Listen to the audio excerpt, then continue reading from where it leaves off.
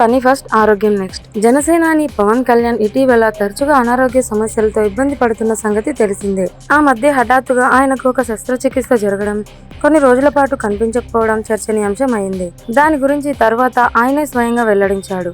అభిమానులు చూపించిన అతి ప్రేమ వల్ల బాడీలో అక్కడక్కడ చీలికలు వచ్చాయని, వాటికి శస్త్రచికిత్స చేయించుకోవాల్సి వచ్చిందని తెలిపాడు.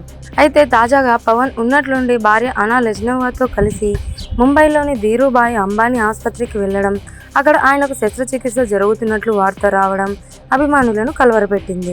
ఈసారి జరుగుతున్న సర్జరీ వెన్నునొప్పికి సంబంధించింది అని వెల్లడైంది. అయితే ఈ సమస్య కొత్తేమీ కాదు.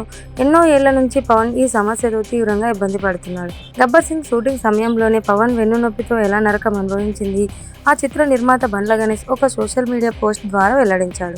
1-2 సంవత్సరాలు కాదు, 15 ఏళ్లుగా పవన్ వెన్నునొప్పి, భుజం నొప్పితో ఎంత నరకం అనుభవించారో తనకు తెలుసునని బండ్ల వ్యాఖ్యానించారు. గబ్బర్ సింగ్ షూటింగ్ జరుగుతుండగా గుజరాత్లో గుర్రం మీద నుంచి పవన్ పడిపోయారని, అప్పుడు వైద్యులు వెంటనే ఆపరేషన్ చేయించుకోవాలని చెప్పారని, కానీ ఇన్ని వందల మంది కష్టపడుతున్నారు, నిర్మాతకు ఇబ్బంది రాకుండా ముందు షూటింగ్ పూర్తి చేద్దామని పవన్ ఆ నొప్పిని భరిస్తూనే షూటింగ్ పూర్తి చేశారని, సినిమా రిలీజ్ అయ్యే వరకు తమకు అండగా నిలిచారని బండ్ల గుర్తు చేసుకున్నాడు.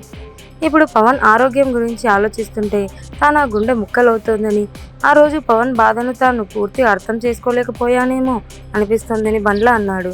ఇకపై పవన్కు పూర్తి ఆరోగ్యంతో పాటు సంతోషంగా గడపాలని బండ్ల ఆకాంక్షించాడు.